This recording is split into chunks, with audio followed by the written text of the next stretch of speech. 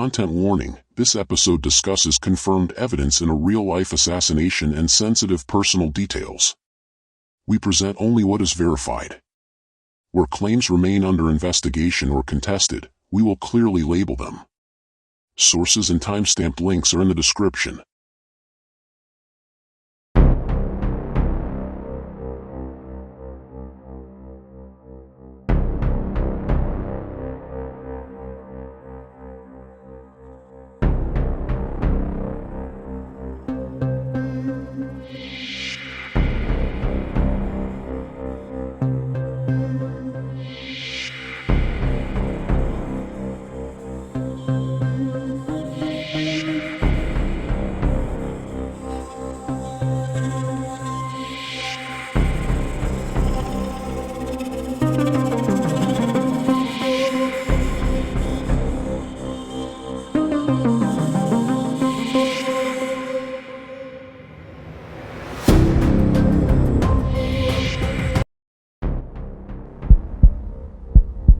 He was on a rooftop. A rifle. A towel. A note full of intent. And then silence. 22-year-old Tyler Robinson is now identified as the suspect in the Charlie Kirk assassination, linked by DNA to the murder weapon and associated items. But is intent proven? Or is America being pulled into another narrative war? We break down who Robinson is, what the forensic record says, and what remains uncertain, plus the ferocious political fallout already underway.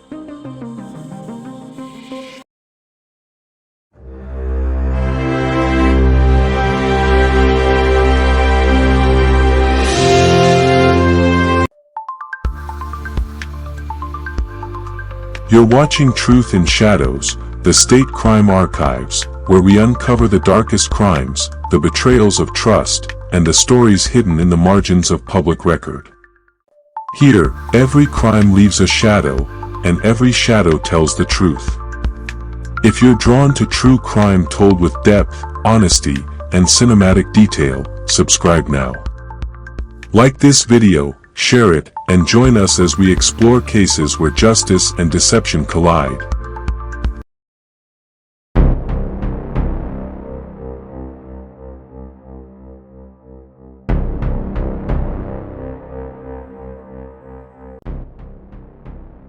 On September 12, 2025, authorities arrested Tyler James Robinson, 22, after a 33-hour manhunt. His identification came in part when a relative recognized him in surveillance images released by investigators. Critical forensic evidence followed. DNA from a towel wrapped around the rifle believed to have fired the fatal shot matches Robinson's. DNA from a screwdriver recovered from the rooftop from which the shot is said to have been fired also matches. Investigators contend a note expressing intent was written beforehand and messages exchanged via text/Discord indicated premeditation. The note itself was destroyed, but its contents have been corroborated via witness interviews.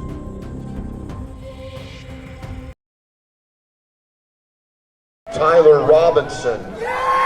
As Tyler Robinson graduated Pineview High School in 2021, photos and videos from his mother's Facebook page show him as a high achiever, graduating with such a strong academic record that he won a 4-year scholarship. Congratulations! You have been selected to receive the Resident Presidential Scholarship from Utah State University. The value of this scholarship is approximately $32,000. But Robinson did not use all 4 years of that scholarship. He took a leave of absence after just 1 semester, according to Utah State University, and enrolled at Dixie Technical College in the Electrical Apprentice Program.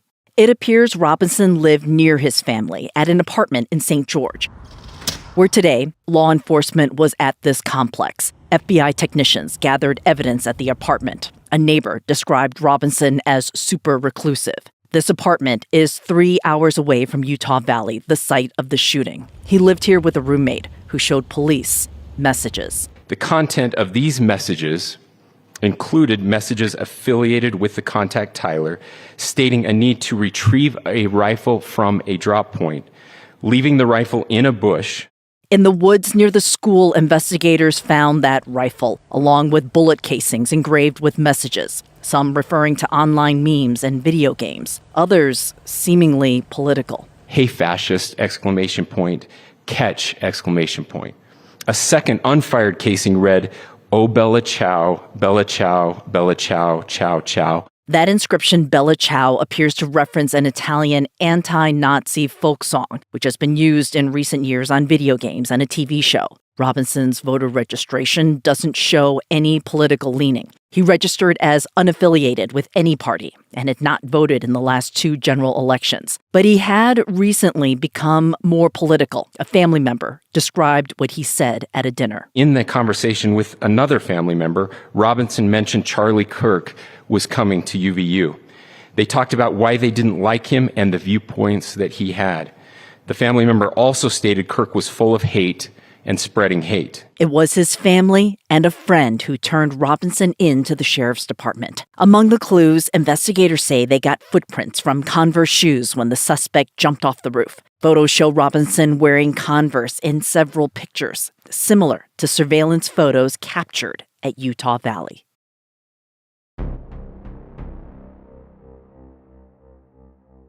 Tyler Robinson, age 22, was a third-year electrical apprentice at Dixie Technical College. He has no prior criminal record. He was reportedly an unaffiliated voter, considered inactive politically. His parents are registered Republicans. Reports indicate he lived with a partner who was transgender. Authorities are investigating whether that personal relationship played a role in his radicalization, though no official determination has confirmed it. Robinson has not cooperated with investigators. He remains silent in official channels. Family and partner, however, are cooperating. Almost immediately, political figures and media outlets began framing Robinson's actions in ideological terms. Utah Governor Spencer Cox stated Robinson held leftist ideology and antagonism toward Kirk. Yet, the FBI has publicly affirmed that motive remains unverified. The note was destroyed. Much of what is known comes through witness statements and digital messaging. Some bullet casings allegedly bore engravings, messages like "Hey fascist," "Catch," fueling interpretations of ideological or meme culture influences.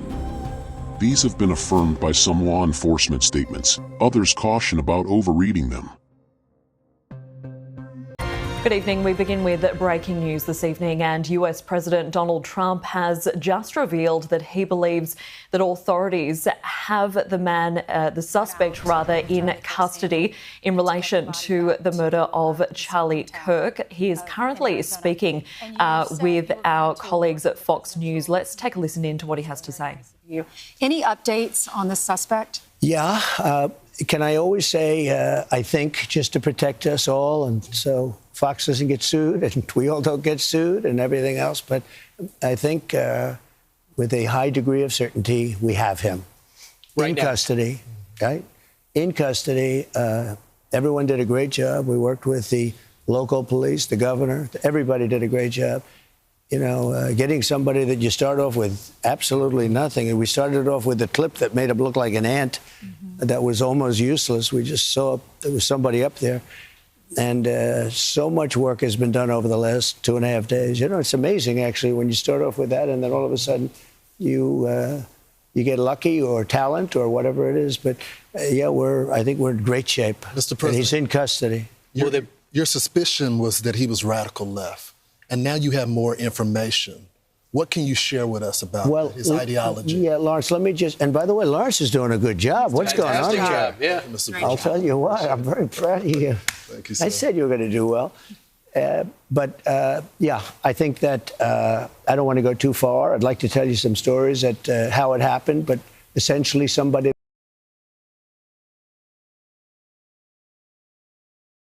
Ladies and gentlemen, I get the microphone, so I hope you'll permit me a moment just to share a few more thoughts about where we are and how we got here, and maybe a little bit of where we go from here. I don't want to get too preachy, but I think it's important that we, with eyes wide open, understand what's happening in our country today. I've heard people say, well, why are we so invested in this? There's violence happening all across our country, and violence is tragic everywhere. And every life taken is a child of God who deserves our love and respect and dignity.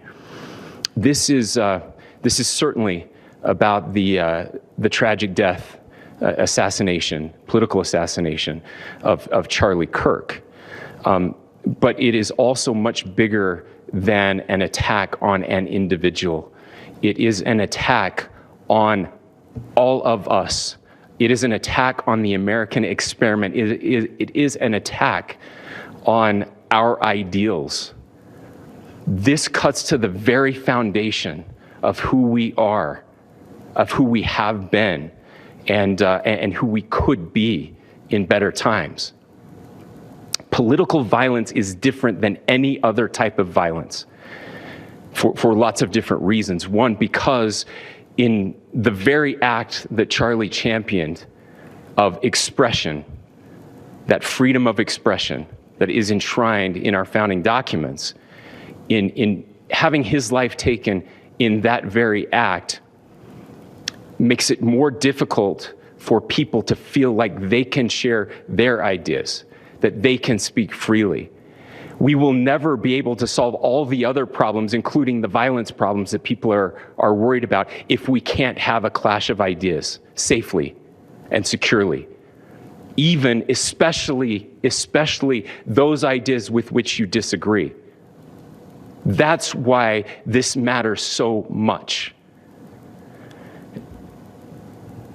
Over the last 48 hours, I have been as angry as I have ever been, as sad as I have ever been. And it was, as anger pushed me to the brink, it was actually Charlie's words that pulled me back. I'd like to share some of those. And specifically right now, if I could, I need to talk to the young people in our state, in my state, and all across the country. As President Trump reminded me, he said, you know who really loved Charlie? The youths. And he's right. Young people loved Charlie, and young people hated Charlie. And Charlie went into those places anyway. And these are the words that have helped me. Charlie said, when people stop talking, that's when you get violence. He said, the weak can never forgive. Forgiveness is the attribute of the strong. The only way out of the labyrinth of suffering is to forgive. Welcome without judgment, love without condition, forgive without limit. He said, always forgive your enemies. Nothing annoys them so much. A few months ago, I referenced this last night, Charlie posted to social media, when things are moving very fast and people are losing their minds, it's important to stay grounded. Turn off your phone, read scripture, spend time with friends, and remember, internet fury is not real life. It's going to be okay. He again said, when you stop having a human connection with someone you disagree with, it becomes a lot easier to commit violence. He said, what we as a culture have to get back to is being able to have a reasonable agreement, where violence is not an option. Now, again, to my young friends out there, you are inheriting a country where politics feels like rage. It feels like rage is the only option. But through those words, we have a reminder that we can choose a different path. Your generation has an opportunity to build a culture that is very different than what we are suffering through right now. Not by pretending differences don't matter, but by embracing our differences and having those hard conversations. I think we need more moral clarity right now. I hear all the time that words are violence. Words are not violence. Violence is violence. And there is one person responsible for what happened here. And that person is now in custody and will be charged soon and will be held accountable. And yet, all of us have an opportunity right now to do something different. I want to thank my fellow Utahns. This bad stuff happens. For 33 hours, I was praying that if this had to happen here, that it wouldn't be one of us, that somebody drove from another state, somebody came from another country. Sadly, that prayer was not answered the way I had hoped for, just because I thought it would make it easier on us if we could just say, hey, we don't do that here. And indeed, Utah is a special place. We lead the nation in charitable giving. We lead the nation in service every year. But it did happen here. And it was one of us. But I want you to look at how Utahns reacted the last 2 nights. There was no rioting. There was no looting. There were no cars set on fire. There was no violence.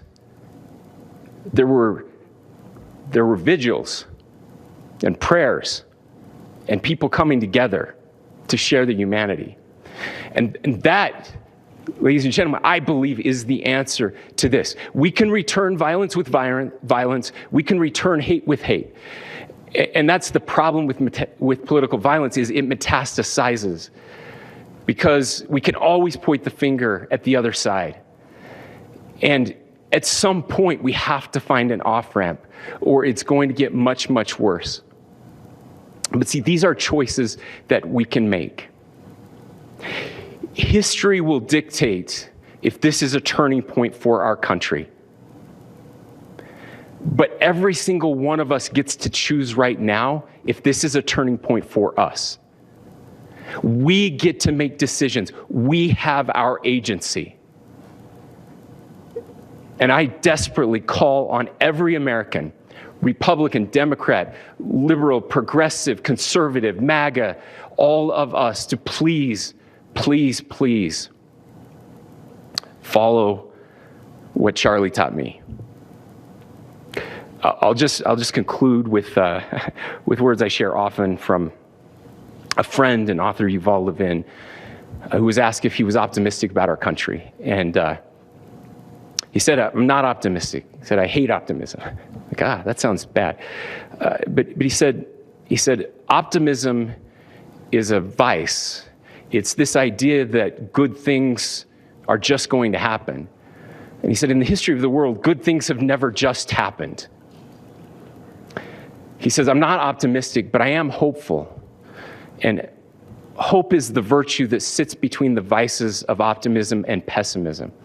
Hope is the idea that good things are going to happen because we can make them so. I still believe in our country. And I know Charlie Kirk believed in our country.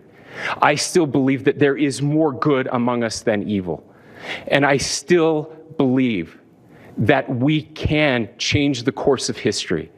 I'm hopeful because Americans can make it so.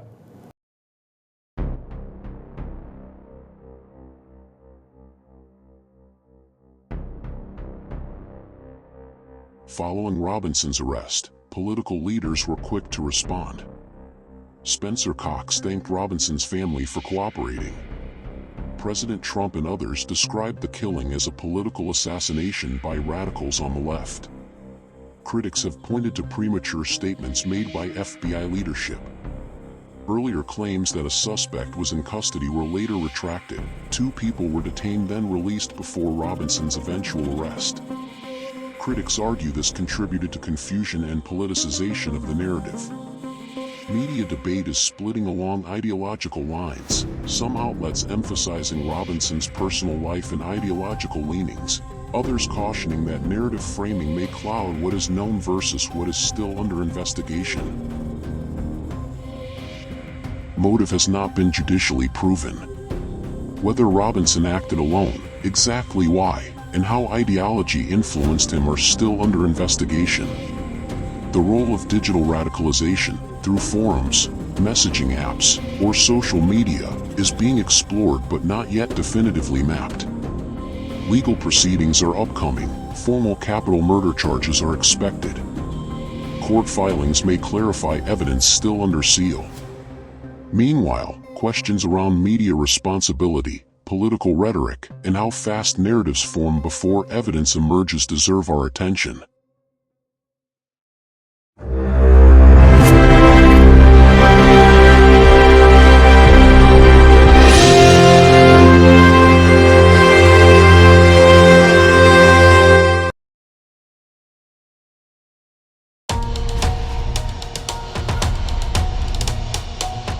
Tyler Robinson is now in custody. DNA evidence ties him to the scene. But conviction is not yet conviction. In the days ahead, truth must win over speculation. If you believe justice demands clarity, not conjecture, then stay with us. We'll bring you verified updates, insightful analyses, and careful consideration of what this means for safety, speech, and trust in public spaces. Subscribe and hit the bell to follow this case as it unfolds.